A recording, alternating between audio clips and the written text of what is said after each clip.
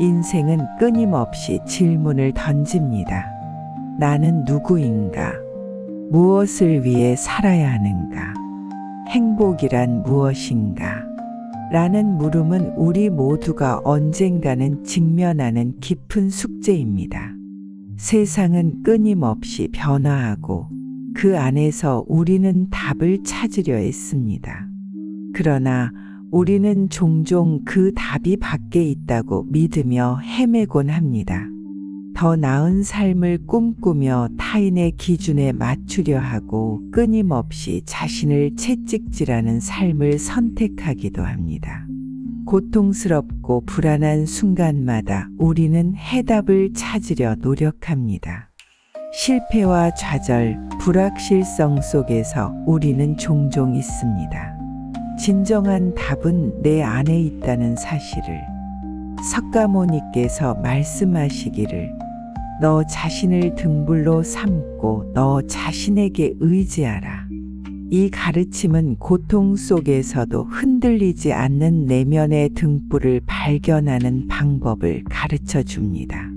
오늘 우리는 인생의 근본적인 질문들과 마주하며 그 답을 찾기 위해 내면으로 돌아가는 여정을 시작하려 합니다. 인생에서 의미와 답을 찾는 과정은 사회적 환경과 심리적 상태의 복합적 영향을 받습니다. 사회심리학자 에리 프롬은 현대인은 존재하기보다는 소유하려고 한다 고 주장했습니다. 그는 우리가 행복과 삶의 답을 외부에서 찾으려는 경향이 있다고 경고하며 진정한 자아를 발견하는 것이 인간의 궁극적 목표라고 했습니다. 이 말은 현대의 소비 문화와 경쟁 중심 사회가 우리에게 외부의 인정과 소유물로 자신을 정의하게 만든다는 점을 시사합니다. 우리의 문화는 끊임없이 더 많은 것을 요구합니다. 더 좋은 직장, 더 많은 재산, 더 많은 성취를 추구하라고 말합니다. 그러나 이러한 외적 성취는 내면의 공허함을 채우지 못합니다. 이는 현대 심리학에서도 잘 드러납니다. 심리학자 마틴 셀리그만은 행복을 구성하는 세 가지 요소로 즐거움, 몰입, 의미를 제시했습니다. 즐거움은 순간적인 기쁨을, 몰입은 자신이 하는 일에 깊이 빠져드는 경험을, 의미는 자기 초월적 가치를 느끼는 상태를 의미합니다. 셀리그만에 따르면 삶에서 의미를 느끼는 것이야말로 지속적인 행복을 가져다주는 열쇠입니다. 사회적 비교는 또 다른 중요한 심리적 장애물입니다. 연구에 따르면 우리는 자신을 타인과 비교하면서 자주 불만족을 느낍니다. 소셜 미디어와 현대 기술은 이러한 비교를 극대화하여 자신이 부족하다는 느낌을 지속적으로 강화합니다. 그러나 이러한 비교는 자신을 있는 그대로 바라보는 시야를 흐리게 만듭니다. 프롬은 이 점을 지적하며 타인의 시선에 자신을 맞추지 말고 스스로의 삶에서 충만함을 찾아야 한다 고 강조했습니다. 이러한 사회적 압력과 심리적 패턴 속에서 우리는 내면으로 돌아가는 방법을 잃어갑니다. 그러나 삶의 가장 중요한 질문들은 외부가 아닌 내부에서만 답을 얻을 수 있습니다. 에리 프롬이 말한 존재하는 삶은 단순히 생존을 의미하지 않습니다. 그것은 자신의 존재를 인식하고 스스로를 있는 그대로 받아들이며 내면의 목소리에 귀 기울이는 과정을 포함합니다.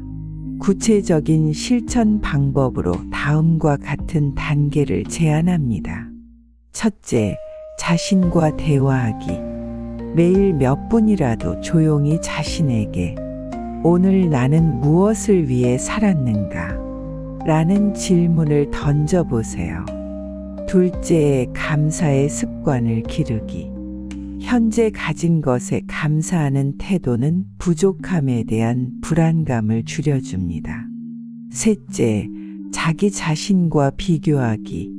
오늘의 나와 어제의 나를 비교하며 작은 성장에 집중해 보세요. 넷째, 기술의 사용을 제한하기. 일정 시간 동안 디지털 기기와 거리를 두고 내면의 소리에 집중해 보세요. 결국 삶의 의미를 찾는 여정은 고독 속에서 시작됩니다. 당신의 내면을 향한 여정은 단순히 사회적 규범이나 타인의 기대를 벗어나는 것이 아니라 스스로에게 진실해지는 것입니다. 우리는 사회적 존재로서 타인과 연결되어야 하지만 우리의 가치는 내면에서부터 시작된다는 점을 기억해야 합니다. 이 여정을 통해 내면의 답을 발견할 때 당신은 외부 환경에 흔들리지 않는 강인한 중심을 가질 수 있습니다. 부처님의 가르침은 우리에게 삶의 본질적인 질문에 대한 깊은 통찰을 제공합니다. 너 자신을 등불로 삼아라. 라는 석가모니의 말씀은 단순한 격언이 아닙니다. 그것은 내면의 답을 찾기 위한 실천적 가이드입니다. 이 가르침은 삶의 고통과 혼란 속에서 흔들리지 않고 자기 자신에게 의지하는 방법을 제시합니다. 첫째, 현재에 충실하라. 부처님께서는 지나간 일에 매이지 말고 다가올 미래에 집착하지 말라고 말씀하셨습니다. 우리는 종종 과거의 실수나 아쉬움에 머물러 있거나 아직 오지 않은 미래에 대해 걱정하며 현재를 잃어버립니다. 그러나 현재야말로 우리가 답을 찾을 수 있는 유일한 시간입니다. 이를 실천하기 위해 하루에 잠시라도 자신의 호흡에 집중하며 마음을 고요히 하는 시간을 가져보세요. 이는 마음의 평온을 찾고 현재의 순간에 몰입하는 데 큰 도움을 줄 것입니다. 둘째, 집착을 내려놓아라. 부처님은 고통은 집착에서 온다 고 가르치셨습니다. 우리는 물질적 소유나 관계, 성공에 대한 집착으로 인해 고통을 느낍니다. 그러나 모든 것은 무상하며 변한다는 점을 깨달을 때 집착은 사라지고 자유를 얻을 수 있습니다. 예를 들어 관계에서 상처를 받았다면 그 고통이 자신의 소유욕이나 기대에서 비롯되었는지 성찰해 보세요. 부처님 말씀에 따라 집착을 내려놓는 연습은 우리의 마음을 가볍게 하고 삶을 새로운 시각으로 바라볼 수 있게 합니다. 셋째, 올바른 말을 실천하라. 부처님은 선한 말은 선한 마음에서 나오며 이는 세상을 맑게 한다 고 하셨습니다. 우리는 타인과의 관계에서 무심코 내뱉는 말들로 인해 스스로를 괴롭히기도 하고 상처를 주기도 합니다. 매일 사용하는 말을 점검하며 칭찬과 격려의 말을 더해보세요.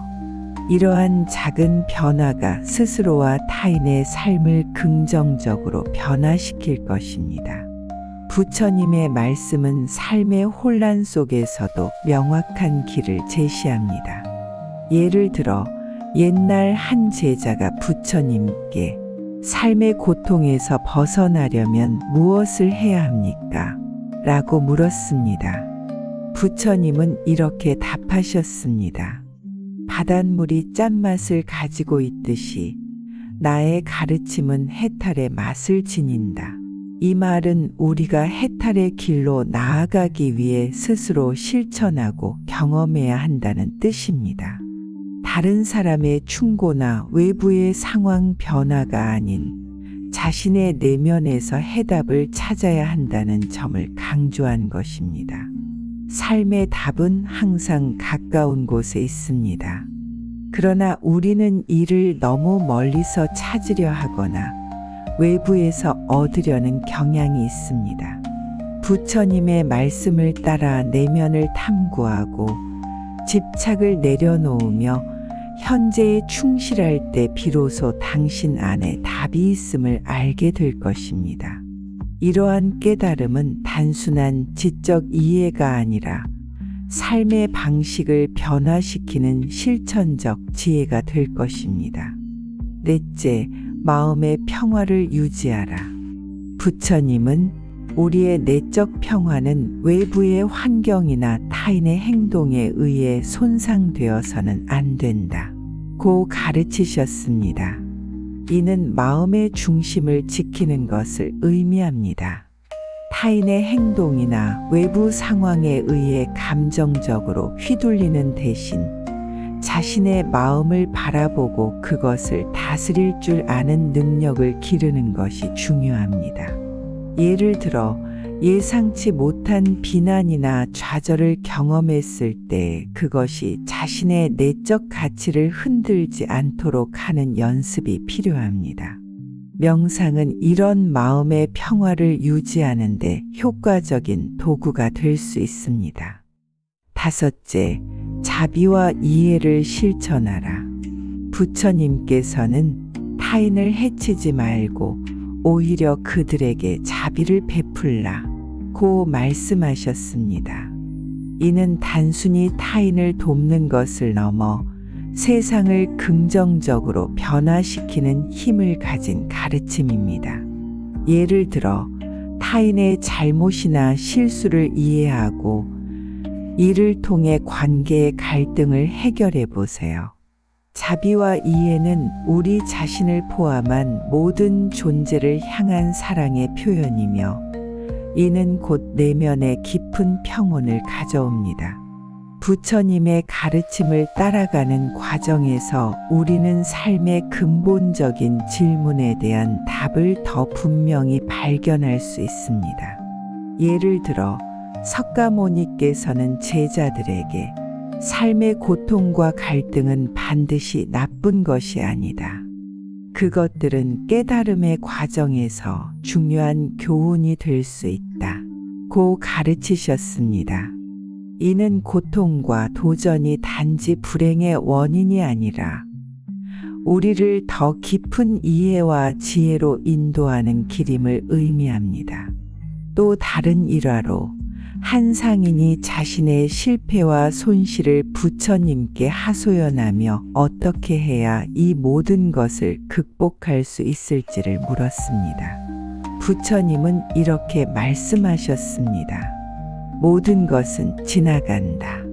너의 성공도, 너의 실패도 그것에 집착하지 말고 모든 것을 있는 그대로 받아들여라. 이 가르침은 우리가 삶에서 직면하는 모든 상황을 일시적인 것으로 인식하고 그것에 대한 집착을 내려놓을 때 자유를 얻을 수 있음을 깨닫게 합니다. 삶의 혼란 속에서 우리는 종종 스스로 답을 찾을 수 없다고 느낍니다.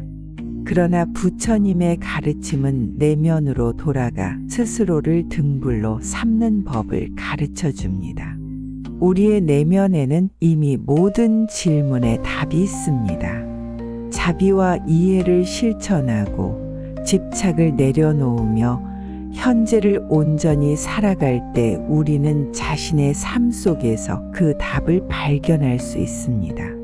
결국 부처님의 말씀은 실천적 지혜로 삶을 새롭게 바라보는 눈을 제공합니다.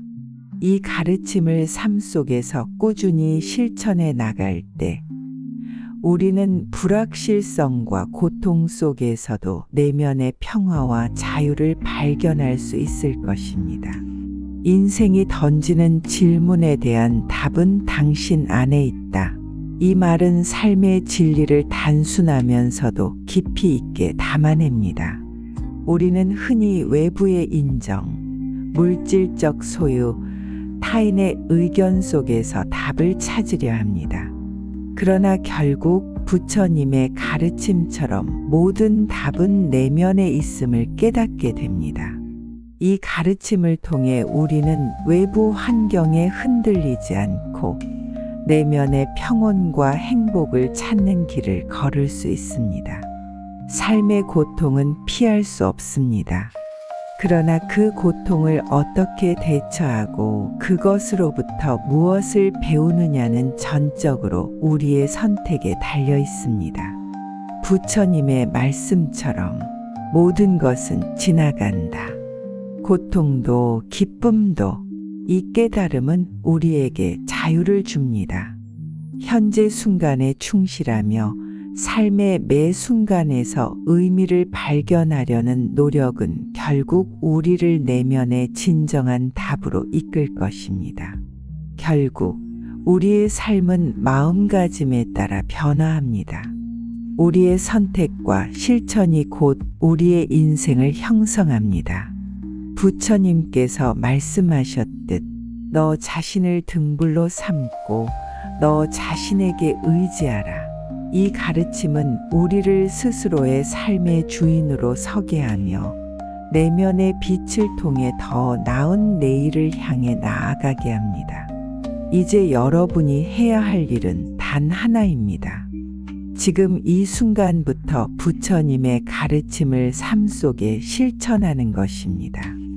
단순히 읽고 이해하는 데 그치지 않고 매일의 선택 속에서 이를 행동으로 옮기세요.